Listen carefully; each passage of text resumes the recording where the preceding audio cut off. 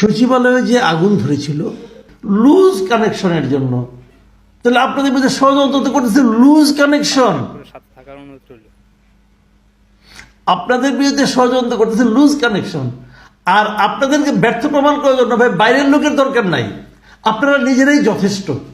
আর যদি এখানে সারাক্ষণ ভিলেন খুঁজে বেড়ান যে ভূতের সন্ধানে, আপনাদের কাঁধে তো অলরেডি অনেকগুলি ভূত সওয়ার হয়েছে, তাদের সন্ধানে থাকলে তো হবে না রে ভাই। দেখেন খালি আসিম আহমদ সজীব ভুঁইয়াই না, ওই সময় আরো অনেকে কিন্তু বলেছে, যেমন সার্জিস আলম আরেকজন ছাত্র নেতা, তিনিও বলেছেন যে সচিবালয়ের আগুনের ঘটনা একটা ষড়যন্ত্র, পরিষ্কার কথা।